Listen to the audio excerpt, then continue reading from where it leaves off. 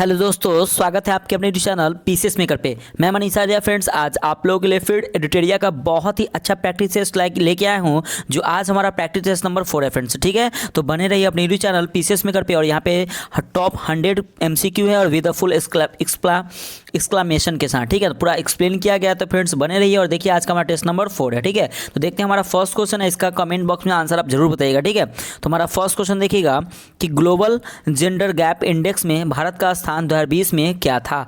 तो एक का सी इज द राइट आंसर, यानी कि 112। तो ग्लोबल जेंडर गैप इंडेक्स 2020 में भारत का स्थान 112 रहा।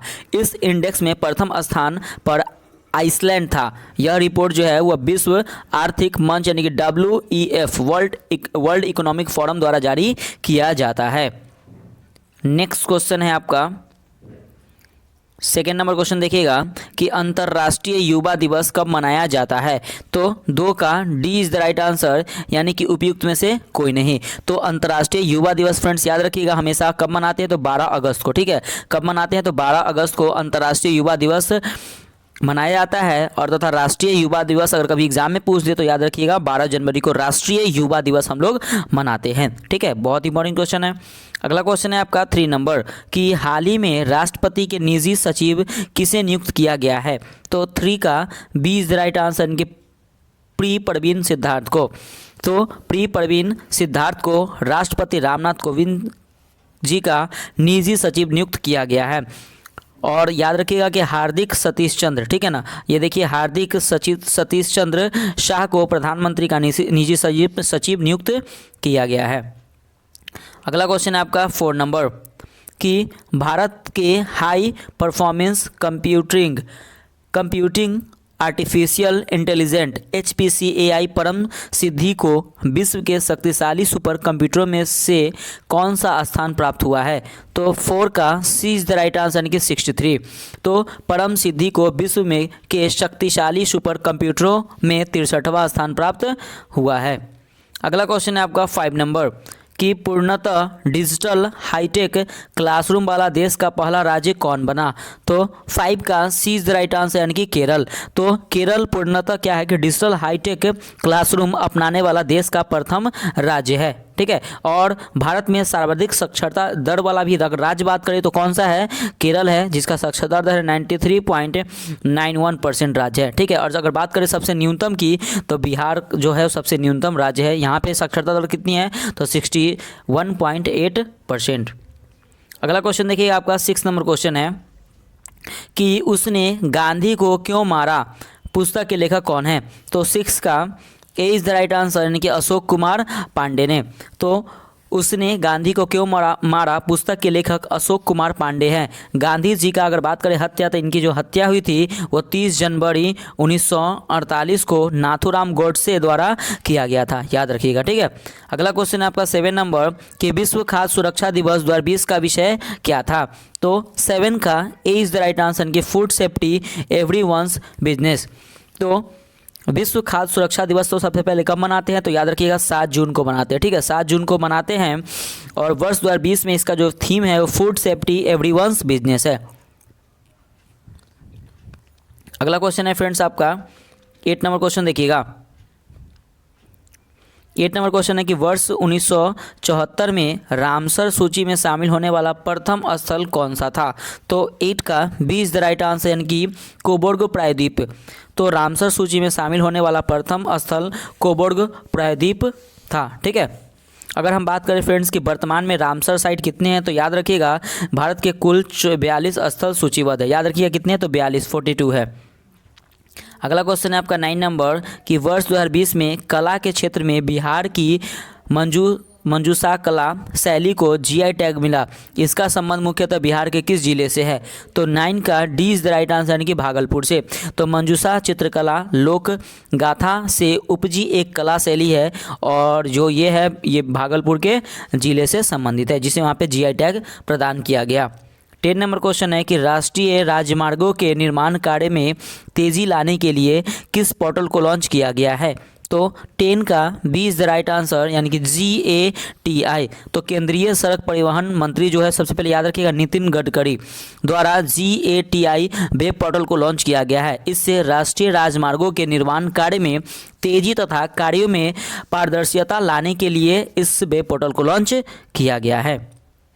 अगला क्वेश्चन है आपका 11 नंबर कि अगस्त 2020 में किस प्रसिद्ध उर्दू कवि का इंदौर में कोविड-19 के इलाज के दौरान निधन हो गया? तो 11 का ए इज द राइट आंसर, यानी कि राहत इंदौरी। तो याद रखिएगा, राहत इंदौरी जी का अगस्त 2020 में प्रसिद्ध उर्दू जो कवि का इंदौर में कोविड-19 की वजह से क्या हो गया, तो इनका निधन हो गया। अगला क्वेश्चन है 12 नंबर कि विश्व आदिवासी दिवस के अवसर पर किस राज्य के मुख्यमंत्री ने इंदिरा वन मितान योजना शुरू किए जाने की घोषणा की है? तो 12 का ए इज द राइट आंसर, यानी कि छत्तीसगढ़। तो छत्तीसगढ़ सरकार ने इंदिरा वन मितान योजना शुरू की है, ठीक है, याद रखिएगा। अगला क्वेश्चन देखिएगा आपका नेक्स्ट है 13 नंबर कि पद्म पुरस्कार 2020 में कितने व्यक्तियों को मरणोपरांत पद्म विभूषण प्रदान किया गया? तो 13 का सी इज द राइट आंसर, यानी कि 4 व्यक्ति को। तो फ्रेंड्स याद रखिएगा कि पद्म विभूषण पुरस्कार 2020 में कुल जो टोटल व्यक्ति को मिला वो 7 व्यक्तियों को दिया गया है, जिसमें 4 व्यक्ति को मरणोपरांत दिया गया है, जो कि अरुण जेटली जी हो गए, सुषमा स्वराज, जॉर्ज फर्नांडिस हो गए और विश्वेश तीर्थ स्वामी हो गया, ठीक है। तो ये भी आप लोग याद रखिएगा। अगला क्वेश्चन है आपका 14 नंबर क्वेश्चन है क्या कि निम्न में से किस राज्य की मशहूर चाखाओ ब्लैक राइस का GI टैग मिला है?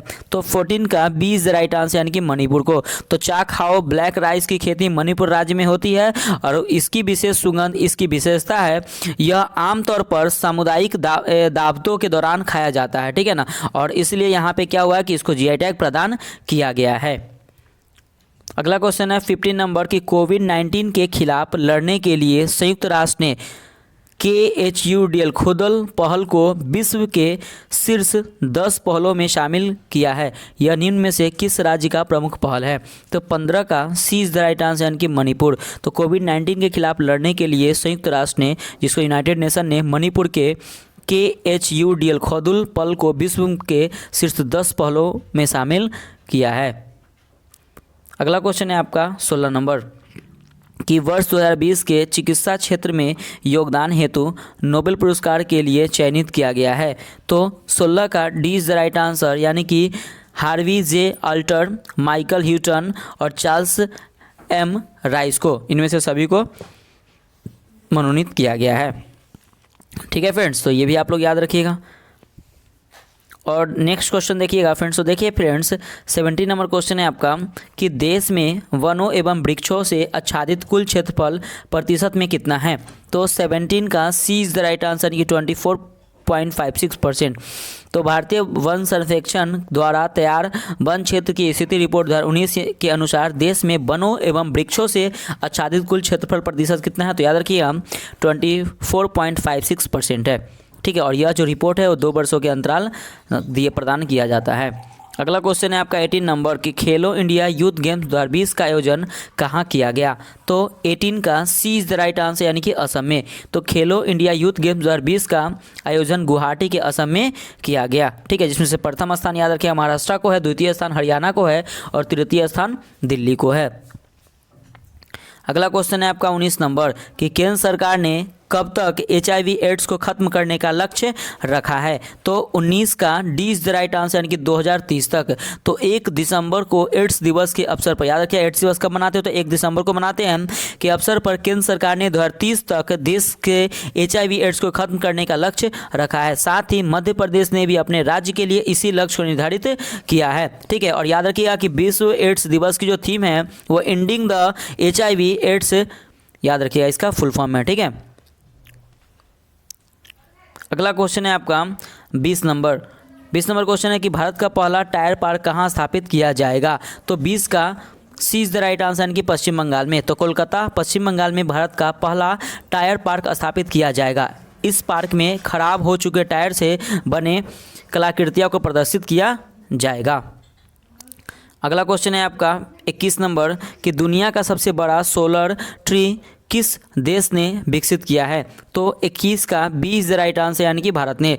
तो भारत ने दुनिया का सबसे बड़ा सोलर ट्री विकसित किया है, ठीक है, तो ये भी आप लोग याद रखिएगा।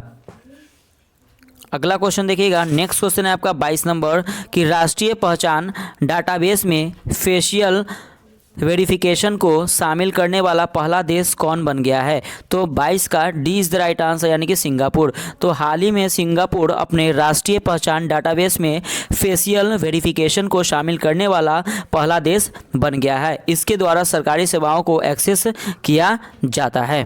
ठीक है, अगला क्वेश्चन देखिएगा आपका, नेक्स्ट क्वेश्चन है 23 नंबर कि ग्लोबल वैक्सीन वर्चुअल सम्मेलन 2020 का आयोजन कहाँ किया गया? तो 23 का D is the right answer यानी कि ब्रिटेन में। तो ग्लोबल वैक्सीन वर्चुअल सम्मेलन 2020 का आयोजन ब्रिटेन में किया गया। भारत की तरफ से प्रधानमंत्री नरेंद्र मोदी ने इस सम्मेलन में वीडियो कॉन्फ्रेंसिंग के माध्यम से भाग लिया था।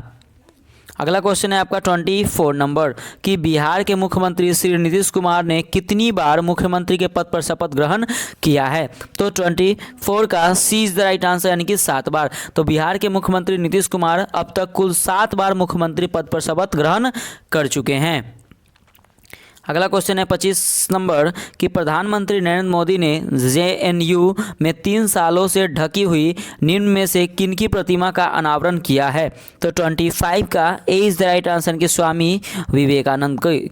तो हाल ही में प्रधानमंत्री नरेंद्र मोदी ने JNU में स्वामी विवेकानंद की मूर्ति का अनावरण किया है। यह प्रतिमा लगभग 3 साल से क्या हुई थी? तो ढकी हुई थी। अगला क्वेश्चन है 26 नंबर कि किस रीट के जारी करके उच्च न्यायालय अधीनस्थ न्यायालय को कानूनी कार्यवाही करने से रोक सकता है? तो 26 का B is the right answer यानी कि प्रतिषेध। तो भारतीय संविधान के अनुच्छेद 32 और अनुच्छेद 226 के तहत क्रमशः उच्चतम न्यायालय एवं उच्च न्यायालय 5 प्रकार के रीट जारी कर सकते हैं। याद रखिएगा, अनुच्छेद 32 और अनुच्छेद 226 के अनुसार।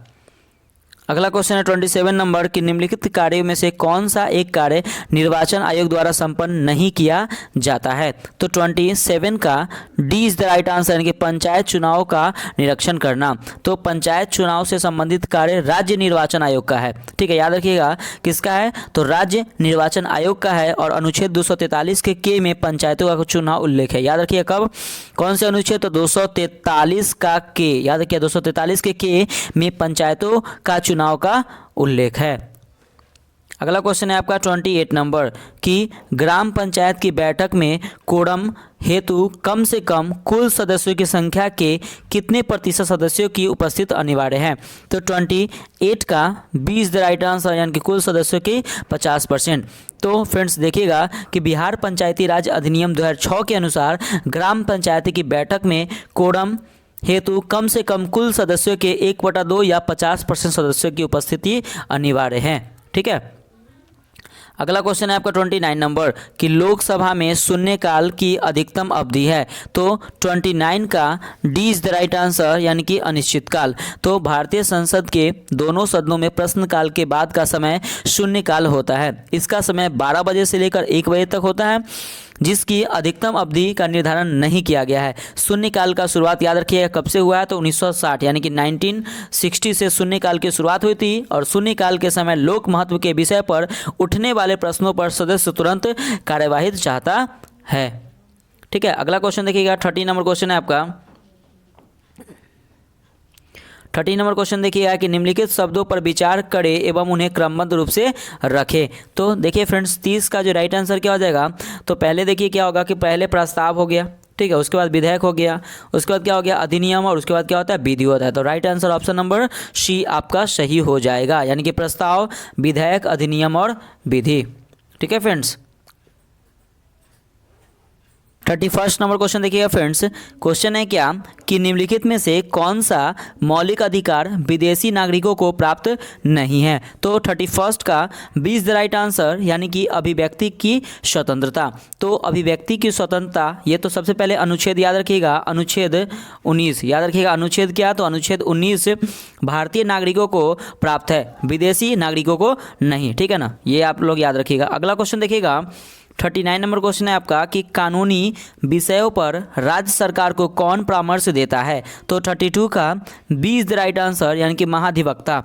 तो संविधान के अनुच्छेद 165, याद रखिएगा, संविधान के अनुच्छेद 165 के अनुसार राज्यपाल द्वारा महाधिवक्ता की नियुक्ति की जाती है। राज्य का सर्वोच्च विधि अधिकारी महाधिवक्ता होता है। और भारत का महान्यायवादी जो है अनुच्छेद 76, याद रखिएगा, अनुच्छेद 76 यह भारत को विधि संबंधी विषयों पर सलाह देता है।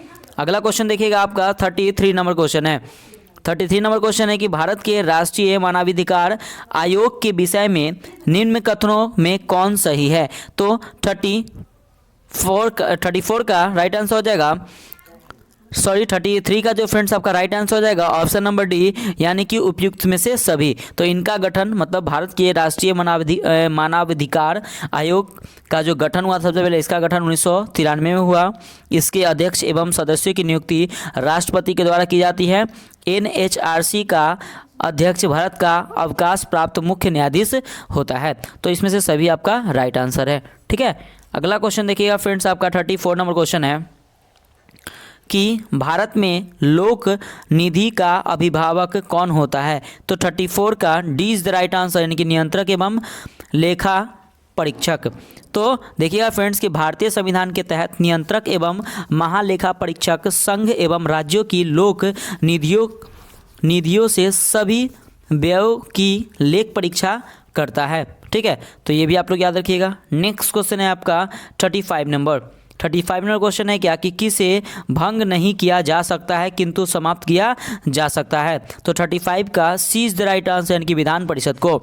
तो राज्य विधान परिषद को भंग नहीं किया जा सकता है किंतु समाप्त किया जा सकता है। वही राज्यसभा के एक अस्थायी सदन है जिसके विघटन नहीं होता है। इसके सदस्यों की पदावधि 6 वर्ष की होती है। अगला क्वेश्चन है आपका 36 नंबर कि भारत की संविधान सभा किसके द्वारा गठित की गई? तो 36 का ए इज द राइट आंसर, यानी कि कैबिनेट मिशन योजना के तहत। तो भारत की संविधान सभा कैबिनेट मिशन योजना के द्वारा गठित की गई है। ठीक है, और संविधान सभा का प्रथम बैठक याद रखिएगा 9 दिसंबर 1946 को 9 दिसंबर 1946 को हुआ था। डॉक्टर सच्चिदानंद सिन्हा को सर्वसम्मति से अस्थायी अध्यक्ष चुना गया था। ठीक है, और याद रखिएगा कि 11 दिसंबर 1946 कब? तो 11 दिसंबर 1946 को डॉक्टर राजेंद्र प्रसाद को संविधान सभा का अस्थायी अध्यक्ष चुना गया था। ये भी आप लोग याद रखिएगा। नेक्स्ट क्वेश्चन है आपका 37 नंबर कि स्थिर ताप पर किसी गैस का आयतन कम करने पर उसके दाब पर क्या प्रभाव पड़ेगा? तो 37 का ए इज द राइट आंसर, यानी कि दाब बढ़ता है। तो स्थिर ताप पर किसी गैस का आयतन कम करने पर उसका दाब क्या होता है? तो उसका दाब बढ़ता है। अगला क्वेश्चन देखिए फ्रेंड्स, आपका नेक्स्ट क्वेश्चन है 38 नंबर क्वेश्चन देखिएगा कि पानी से लोहा तथा मैग्नीज किस प्रक्रिया द्वारा हटाए जाते हैं? तो 38 का सी इज द राइट आंसर, यानी कि क्लोरीकरण। तो फ्रेंड्स पानी से लोहा तथा मैग्नीज को क्लोरीनीकरण की प्रक्रिया द्वारा हटाया जा सकता है। अगला क्वेश्चन है आपका 39 नंबर कि अग्निशमन वस्त्र किससे बनाए जाते हैं? तो 39 का D is the right answer, यानी कि एस्बेस्टॉस से बनाए जाते हैं। तो अग्निशमन वस्त्र एस्बेस्टॉस से बनाए जाते हैं। अगला क्वेश्चन देखिएगा 40 नंबर कि लोहे के रेलों के टूटे हुए टुकड़े और मशीन के भागों की वेल्डिंग में निम्न में से किसका प्रयोग किया जाता है? तो 40 का सी इज द राइट आंसर, यानी कि एल्युमिनियम पाउडर का। तो रेलों के टूटे टुकड़े और मशीन के भागों को वेल्डिंग में एल्युमिनियम पाउडर का प्रयोग किया जाता है।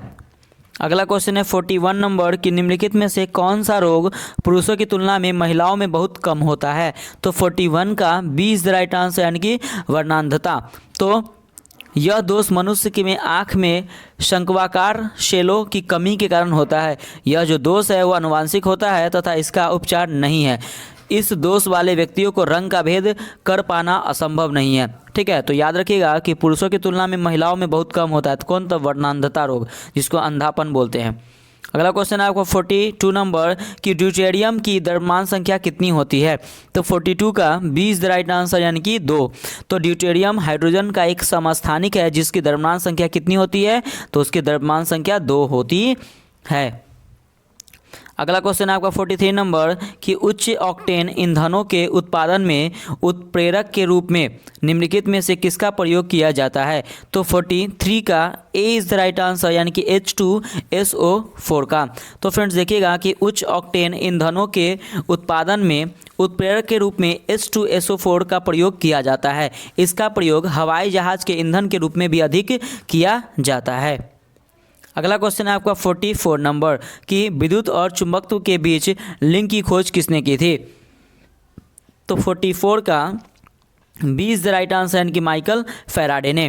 तो याद रखिएगा कि विद्युत और चुंबकत्व के बीच में संबंध की खोज माइकल फैराडे ने की थी। अगला क्वेश्चन है आपका 45 नंबर। देखिए फ्रेंड्स आपका 45 नंबर क्वेश्चन क्या है कि चालक का प्रतिरोध किससे बढ़ता है। तो 45 का D is the right answer यानी कि लंबाई में वृद्धि, तापमान में वृद्धि, अनुप्रस्थ काट के क्षेत्र में कमी, तो इन सभी के कारण होता है। तो किसी चालक का प्रतिरोधकता जो होता है याद रखिएगा उसके लंबाई में वृद्धि करने पर, तापमान में वृद्धि करने पर, अनुप्रस्थ काट क्षेत्र में कमी करने पर बढ़ जाता है। ठीक है। अगला क्वेश्चन देखिएगा 46 नंबर क्वेश्चन है कि आदर्श वोल्टमीटर की प्रतिरोधकता कितनी होती है। तो 46 का D is the right answer यानी कि असीमित। तो आदर्श वोल्टमीटर की प्रतिरोधकता असीमित होती है। अगला क्वेश्चन है आपका 47 नंबर कि निम्न में से कौन सा आभासी बल है। तो 47 का B is the right answer यानी कि अपकेंद्रीय बल। तो याद रखिएगा कि अपकेंद्रीय बल क्या है, एक तो आभासी बल है। तो वृत्ताकार पथ पर केंद्र से बाहर की ओर ले जाने वाले बल को अपकेंद्रीय बल कहते हैं। अपकेंद्रीय बल एक प्रकार का जड़त्वीय बल होता है, उसे आभासी बल भी कहते हैं। अगला क्वेश्चन है 48 नंबर कि सार्वत्रिक गुरुत्वीय स्थिरांक का विमीय सूत्र कौन सा है। तो 48 का A is the right answer यानी कि m-1 L3t-2 है। तो याद रखिएगा कि सर्वाधिक गुरुत्वीय स्थिरांक को g से व्यक्त किया जाता है और न्यूटन के सर्वाधिक गुरुत्वाकर्षण के नियम है। ठीक है। तो याद रखिएगा right answer option number A आपका सही हो जाएगा। अगला क्वेश्चन है 49 नंबर कि पृथ्वी के पलायन वेग की अपेक्षा कम वेग पर एक मिसाइल को लॉन्च करने के लिए कुल ऊर्जा क्या होना चाहिए। 49 का A is the right answer यानी कि ऋणात्मक। तो पृथ्वी के पलायन वेग की अपेक्षा कम वेग पर एक मिसाइल को लॉन्च करने के लिए कुल ऊर्जा ऋणात्मक होनी चाहिए। अगला क्वेश्चन है 50 नंबर कि निम्न में से किस स्थान पर गुरुत्वाकर्षण बल सबसे अधिक होता है। तो 50 का D is the right answer यानी कि ध्रुव पर। तो पृथ्वी पर गुरुत्वाकर्षण बल सबसे अधिक ध्रुव पर तथा न्यूनतम विषुवत रेखा पर एवं केंद्र पर 0 होता है। ठीक है।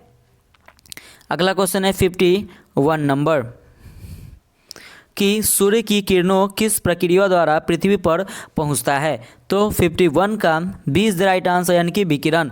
तो सूर्य की किरणें पृथ्वी पर विकिरण प्रक्रिया द्वारा पहुंचती है। विकिरण प्रक्रिया द्वारा ऊष्मा का स्थानांतरण के लिए माध्यम की आवश्यकता नहीं होती है।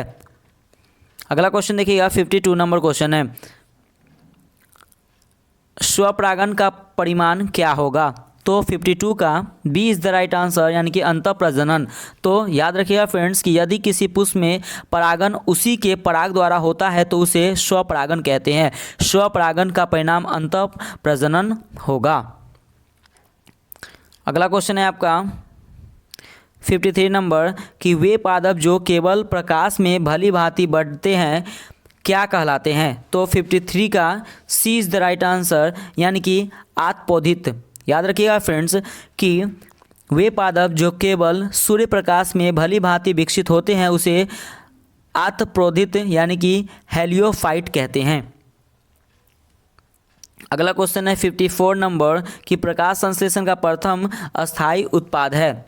तो 54 का सी इज़ द राइट आंसर यानी कि फॉस्फोग्लिसरेरिक अम्ल।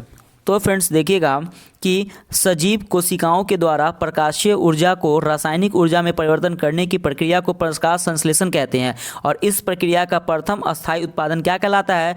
तो फॉस्फोग्लिसरेरिक अम्ल कहलाता है। ठीक है, अगला क्वेश्चन देखिएगा 55 नंबर क्वेश्चन है आपका कि पौधे के किस भाग को केसर के रूप में इस्तेमाल किया जाता है? तो 55 का D is the right answer, यानी कि वर्तिका तथा वर्तिकाग्र। तो पौधे के पुष्प में धागे जैसे महीन भाग को केसर के रूप में प्रयोग किया जाता है और केसर क्रोकस सेटाइवस, याद रखिएगा क्रोकस सेटाइवस नामक पौधे से प्राप्त किया जाता है। ठीक है, अगला क्वेश्चन है आपका फ्रेंड्स देखिएगा, नेक्स्ट है आपका 56 नंबर कि बीज प्रस्तुति किससे नियंत्रित होता है? तो 56 का सी इज द राइट आंसर, यानी कि एस्वेसिक अम्ल से। तो बीजों के अंकुरन के लिए जेब्रेलिक अम्ल जिम्मेदार है, जो बीजों के लिए हार्मोन के रूप में काम करता है, जबकि एब्सिसिक अम्ल बीजों की प्रस्तुति के लिए जिम्मेदार है। अगला क्वेश्चन है आपका 57 नंबर। 57 नंबर क्वेश्चन देखिएगा कि एमिनो एसिड की आवश्यकता किससे संश्लेषण के लिए होती है? तो 57 का B is the right answer, यानी कि प्रोटीन। तो प्रोटीन के संश्लेषण के लिए एमिनो एसिड की आवश्यकता होती है। हमारे शरीर में इसकी मात्रा कितनी होती है? याद रखिए 14%, यानी कि 14% होती है। यह शरीर की नवीन कोशिकाओं के मुख्य आधार है। अगला क्वेश्चन है आपका 58 नंबर। 58 नंबर क्वेश्चन है कि डायस्टेट एंजाइम का स्रोत है। तो 58 का D is the right answer, यानी कि लार ग्रंथि। तो डायस्टेट एंजाइम का स्रोत लार ग्रंथि है। यह स्टार्च के माल्टोज में तोड़ता है। अगला क्वेश्चन है आपका 59 नंबर कि मानव शरीर में संक्रमण को रोकने में मदद करने वाला विटामिन है। तो 59 का ए इज द राइट आंसर, यानी कि विटामिन ए। तो विटामिन ए का रासायनिक नाम याद रखिएगा रेटिनॉल है, और यह मानव शरीर में संक्रमण रोकने में क्या करता है? तो मदद करता है। अगला क्वेश्चन है आपका 60 नंबर कि ब्रिक का प्रक्रियात्मक यूनिट है। तो 60 का सी इज द राइट आंसर, यानी कि ब्रिकाणु। तो ब्रिकाणु जिसको नेफ्रॉन ब्रिक का प्रक्रियात्मक यूनिट है। अगला क्वेश्चन है आपका 61 नंबर कि मानव की पसलियाँ निम्न में से किसके साथ जुड़ी रहती हैं? तो 61 का D is the right answer, यानी कि एस्ट्रन। तो मानव में कुल 12 जोड़ी अर्थात 24 पसलियाँ पाई जाती है, और यह एस्ट्रन के साथ जुड़ी होती है। अगला क्वेश्चन देखिएगा 62 नंबर क्वेश्चन है आपका कि कृषि को उद्योग का दर्जा देने वाला भारत का पहला राज्य कौन है? तो 62 का ए इज द राइट आंसर, यानी कि महाराष्ट्र। तो महाराष्ट्र सरकार ने 1997 में सर्वप्रथम कृषि को उद्योग का दर्जा दिया है। कृषि राज्य सूची का विषय है तथा भारत का लगभग 71% जनसंख्या कृषि पर ही डिपेंड है, यानी कि आश्रित है। अगला क्वेश्चन है 63 नंबर कि समाजवादी अर्थव्यवस्था का जनक किसे माना जाता है? तो 63 का B is the right answer, यानी कि कार्ल मार्क्स को। तो एडम स्मिथ को अर्थशास्त्र का पिता कहा जाता है तथा कार्ल मार्क्स को समाजवादी अर्थव्यवस्था का जनक माना जाता है। अगला क्वेश्चन है 64 नंबर कि जीडीपी के आधार पर भारतीय अर्थव्यवस्था विश्व की कौन सी अर्थव्यवस्था है? तो 64 का B is the right answer, यानी कि 5वीं। तो भारतीय अर्थव्यवस्था का क्रम जीडीपी के अनुसार पर पाँचवा है। तो देखिएगा पहला अमेरिका, दूसरा जापान, पहला अमेरिका हो गया, दूसरा चीन हो गया, ठीक है, और तीसरा जापान, चौथा जर्मनी, और भारत का कौन सा स्थान है? तो याद रखिए 5वां स्थान है। अगला क्वेश्चन है 65 नंबर कि मनरेगा के अंतर्गत मजदूरी का भुगतान केंद्र तथा राज्य किस अनुपात में क्रमशः करते हैं? तो 65 का D is the right answer, यानी कि 90:10। तो 90:10 के अनुपात में केंद्र तथा राज्य सरकार मनरेगा मजदूरी का भुगतान करते हैं। मनरेगा की शुरुआत याद रखिए कब हुआ था? तो 2006 में मनरेगा की शुरुआत हुई थी। ठीक है फ्रेंड्स, नेक्स्ट क्वेश्चन देखिएगा 66 नंबर क्वेश्चन है आपका कि पुनः रेल बजट को आम बजट के साथ प्रस्तुत करने की अनुशंसा किस समिति ने की थी? तो 66 का सी इज द राइट आंसर, यानी कि विवेक देवराय समिति ने। तो वर्ष 1923-24 में रेल बजट को आम बजट में अलग कर दिया गया था, और पुनः 2016-17 में रेल बजट तथा आम बजट को एक साथ प्रस्तुत किया गया है, जिसकी अनुशंसा विवेक देवरा समिति ने की थी। 67 नंबर क्वेश्चन देखिए फ्रेंड्स, 67 नंबर क्वेश्चन है कि भारत सरकार द्वारा जैव विविधता अधिनियम कब पारित किया गया। तो 67 का सी इज द राइट आंसर, यानी कि 2002 में। तो याद रखिएगा जैव विविधता अधिनियम 2002 में पारित किया गया। और वन संरक्षण अधिनियम कब पारित किया गया, तो 1980 में। याद रखिएगा 1980 में वन संरक्षण अधिनियम पारित किया गया। पर्यावरण संरक्षण अधिनियम 1986 में पाया गया, मतलब पारित हुआ फ्रेंड्स। और वन्य जीव संरक्षण अधिनियम 1972 में, ठीक है, तो पारित हुआ गया। तो इसकी जो अधिनियम जो पारित हुई थी, तो मैं आपको डेट बता दिया हूँ, तो प्लीज़ फ्रेंड्स आप लोग याद कर लीजिए, क्योंकि बहुत ही अच्छा क्वेश्चन है। 68 नंबर क्वेश्चन है कि निम्नलिखित कथनों का सही मिलान करें। तो इसमें फ्रेंड्स आपको मिलान करना है, मैच करना है, ठीक है। तो सबसे पहले देखिए फ्रेंड्स, तो देखिए यहाँ पे सबसे पहले जो आपका फ्रेंड्स यहाँ पे क्या होगा कि 68 का right answer option number B आपका सही हो जाएगा। मीन्स क्या कि देखिए यहाँ पे क्या है, गुरु घासीदास। तो गुरु घासीदास जो है वो कहाँ पे है, तो छत्तीसगढ़ में है, ठीक है। मुरलेन उद्यान ये कहाँ पे है, तो ये फ्रेंड्स आपका मिजोरम में है। वाल्मीकि उद्यान ये फ्रेंड्स कहाँ पे है, तो ये आपका बिहार में है। और नोकरेक उद्यान क्या है, तो यह मेघालय में। तो right answer option number B आपका सही हो जाएगा, ठीक है। अगला क्वेश्चन देखिएगा, 69 नंबर क्वेश्चन है कि भारत की किस नदी को अपने प्रदूषक प्रवृत्ति के कारण जैविक मरुस्थल की संज्ञा दी गई है। तो 69 का सी इज द राइट आंसर, यानी कि दामोदर को। तो दामोदर नदी को जैविक मरुस्थल कहा जाता है, और इस नदी को बंगाल का शोक भी कहते हैं। अगला क्वेश्चन है आपका 70 नंबर कि हॉटस्पॉट शब्द का प्रयोग सर्वप्रथम किसने किया था। तो 70 का B is the right answer, यानी कि नॉर्मन मारियस ने। तो याद रखिएगा कि नॉर्मस मारियस ने सर्वप्रथम 1988 कब, तो 1988 में हॉटस्पॉट शब्द का प्रयोग सर्वप्रथम किया था। किसने, तो नॉर्मन मारियस ने। अगला क्वेश्चन है आपका 71 नंबर कि भारत का विरासत पशु किसे कहा जाता है। तो 71 का सी इज द राइट आंसर, यानी कि हाथी को। तो भारत का राष्ट्रीय पशु बाघ है, तथा विरासत पशु जो कहते हैं हम लोग किसको कहते हैं, तो हाथी को कहते हैं। अगला क्वेश्चन है 72 नंबर कि किस मिट्टी का निर्माण बेसाल्ट लावा के अपक्षय व अपरंदन से होता है। तो 72 का सी इज द राइट आंसर, यानी कि काली मिट्टी। तो फ्रेंड्स काली मिट्टी का निर्माण बेसाल्ट लावा के अपक्षय व अपरंदन से होता है। काली मिट्टी को रेगुर मिट्टी, कपासी मिट्टी आदि नामों से जाना जाता है। और इस मिट्टी को प्रमुख क्षेत्र महाराष्ट्र हो गया, गुजरात, मध्य प्रदेश में पाई जाती है। और काली मिट्टी कपास की खेती के लिए अत्यधिक उपयुक्त भी होता है। अगला क्वेश्चन है 73 नंबर कि निम्नलिखित में से कौन सा सही सुमेलित नहीं है। ये जनजाति है, कौन सा जनजाति किस राज्य से संबंधित है। तो देखिए फ्रेंड्स आपका इसमें मैच कौन कर नहीं कर रहा है। तो पहला है मुड़िया जनजाति छत्तीसगढ़ से सही है, ठीक है। आगे देखिएगा रियांग जनजाति त्रिपुरा से सही है, और गरसिया जनजाति हिमाचल प्रदेश। तो ये आपका फ्रेंड्स गलत है।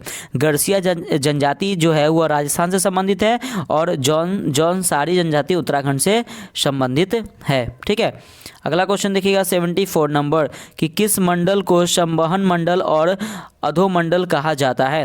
तो 74 का B is the right answer, यानी कि क्षोभ मंडल को। तो क्षोभ मंडल को संवहन और अधोमंडल भी कहा जाता है, ठीक है। अगला क्वेश्चन देखिएगा 75 नंबर क्वेश्चन है आपका। 75 नंबर क्वेश्चन देखिएगा कि ग्रेट बैरियर रीफ ऑस्ट्रेलिया के निम्नलिखित तटों पर अवस्थित है। तो 75 का सी इज द राइट आंसर, यानी कि उत्तर पूर्व। तो great barrier reef Queensland Australia के उत्तरी पूर्वी तट के समांतर बनी हुई है। विश्व की सबसे बड़ी मूंगे की दीवार है। इसे पानी का बगीचा भी कहते हैं। याद रखिए पानी का बगीचा किसे कहते हैं, तो ग्रेट बैरियर रीफ को कहते हैं।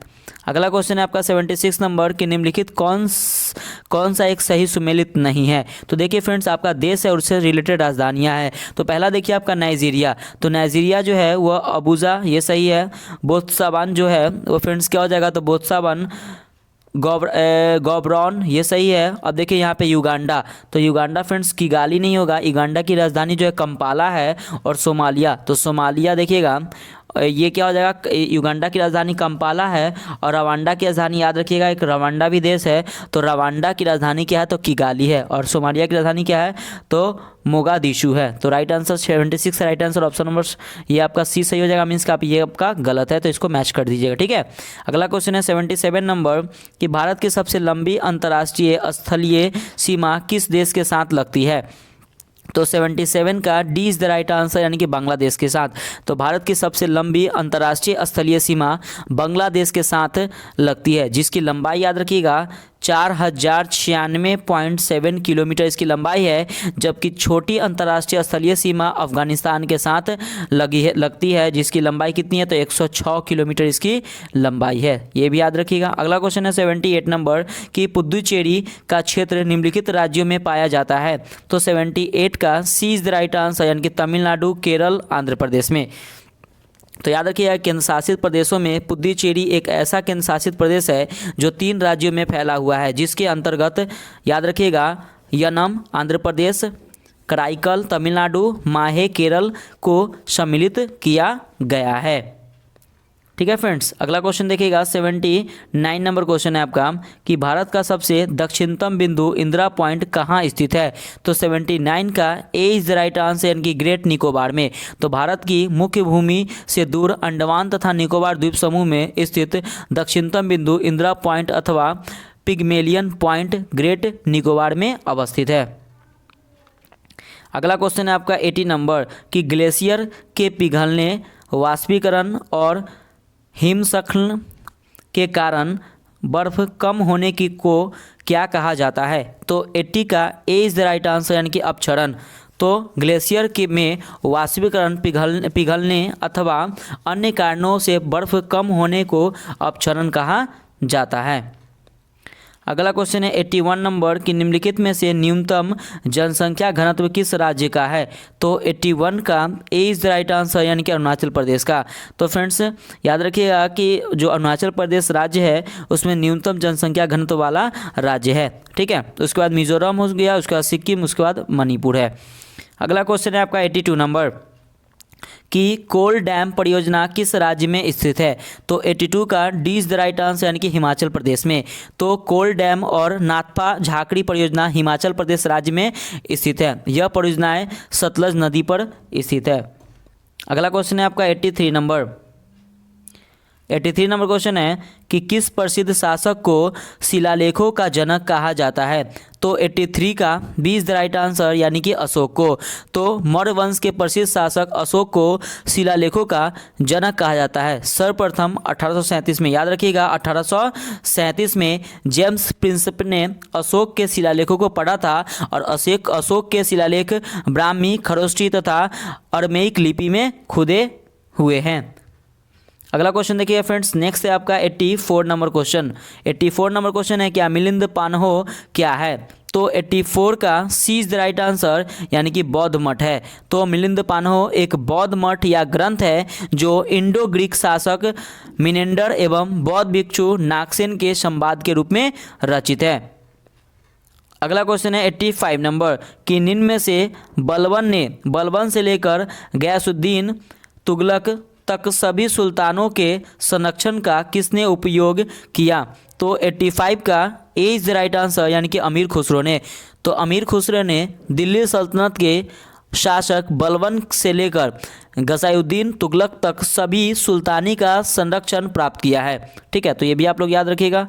अगला क्वेश्चन देखिएगा, नेक्स्ट क्वेश्चन है आपका 86 नंबर कि भक्ति प्रचारक शंकर देव ने निम्न प्रादेशिक भाषाओं में किसका प्रयोग करके उसे लोकप्रिय बनाया था। तो 86 का सी इज़ द राइट आंसर, यानी कि असमिया।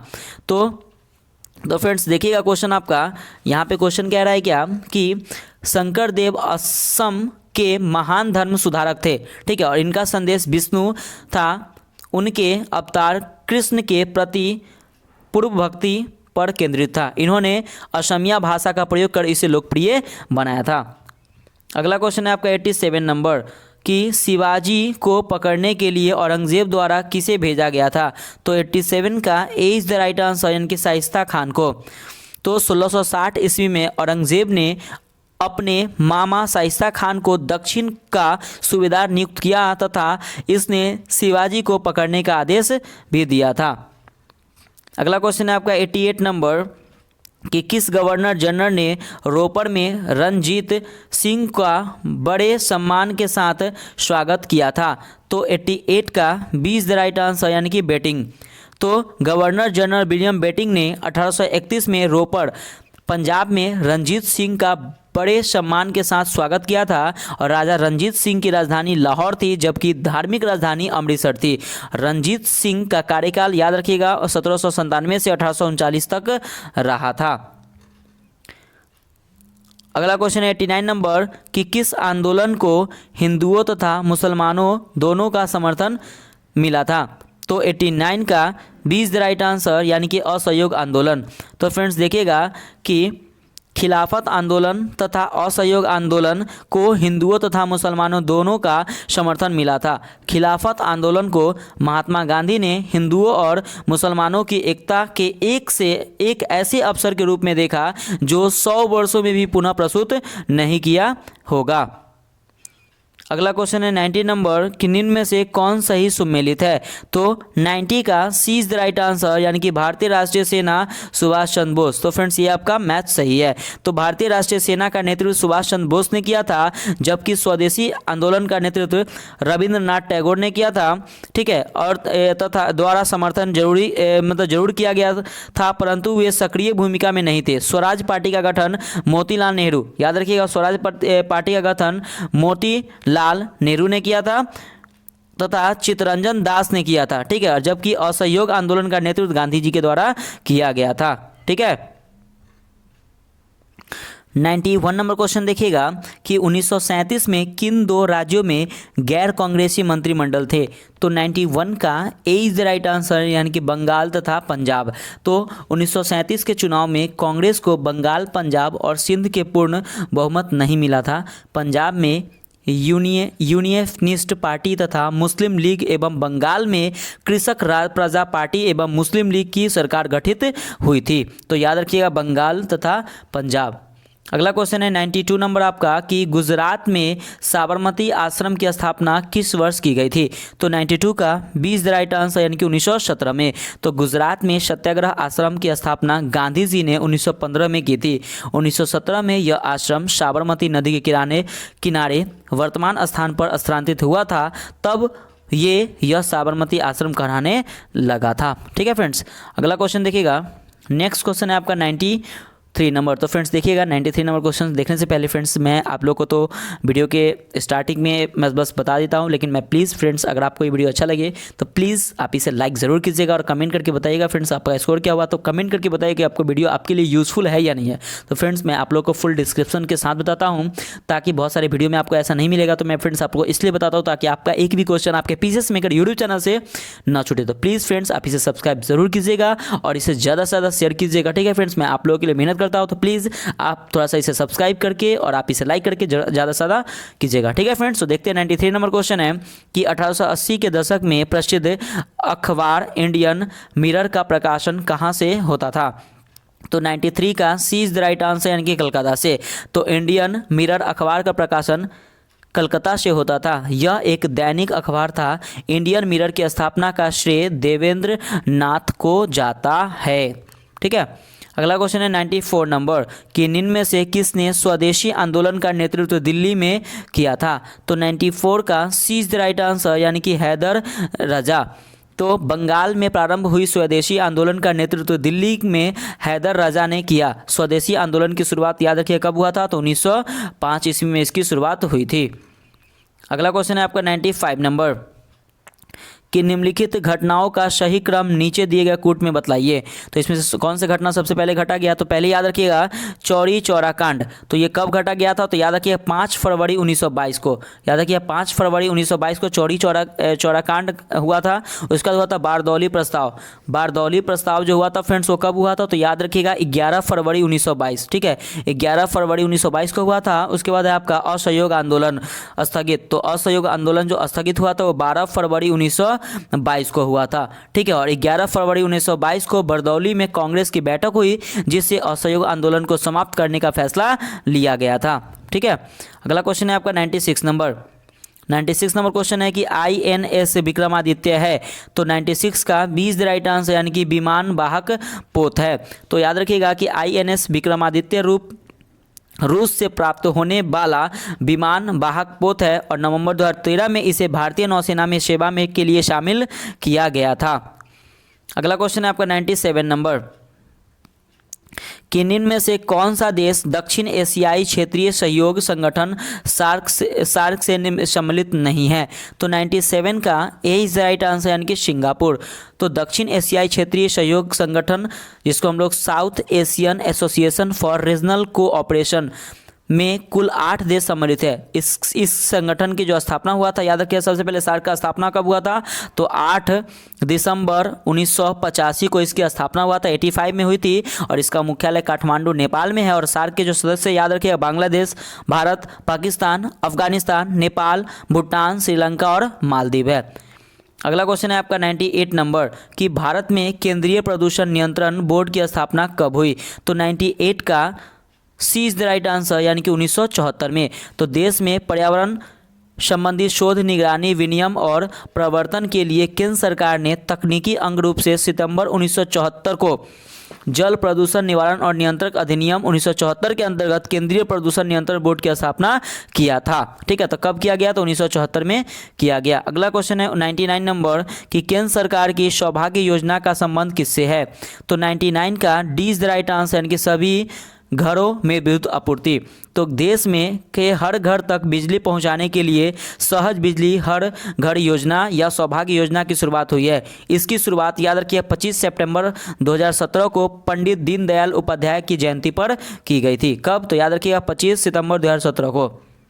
और आज का हमारा लास्ट क्वेश्चन है 100 नंबर की बंगाला उत्सव निम्न राज्यों में मनाया जाता है? तो 100 का B is the right answer, यानी कि मेघालय में। तो भारत के पूर्वोत्तर में स्थित मेघालय राज्य और उत्तरी बांग्लादेश के कुल क्षेत्रों में बसे लोगों द्वारा नवंबर के महीने में फसल कटाई के समय इस उत्सव को मनाया जाता है। तो देखिए फ्रेंड्स, आज का हमारा जो टॉप 100 क्वेश्चन था एडुटेरिया का, वो कंप्लीट होता है। तो फ्रेंड्स प्लीज़ आप लोग स्कोर नहीं बताते तो प्लीज़ आप स्कोर जरूर बताइए कि आपका स्कोर क्या हुआ। ठीक है फ्रेंड, और प्लीज़ फ्रेंड्स अगर आपको ये वीडियो अच्छा लगे तो प्लीज़ आप इसे लाइक, सब्सक्राइब और शेयर जरूर कीजिएगा। अगर अभी तक आप लाइक नहीं किए होंगे तो फ्रेंड्स प्लीज़ आप इसे लाइक जरूर कीजिएगा। और देखिए आपका एडुटेरिया का प्रैक्टिस टेस्ट 4 है, तो फिर कल आपको मिलेगा प्रैक्टिस टेस्ट 5। तो बने रहिए अपने यूट्यूब चैनल पीसीएस मेकर पे, क्योंकि सबसे पहले आपको पीसीएस मेकर चैनल पे ही मिलेगा। ठीक है फ्रेंड्स, तो मिलते हैं कल फिर एक नया वीडियो नए प्रैक्टिस टेस्ट के साथ। तो बाय बाय, जय हिंद दोस्तों।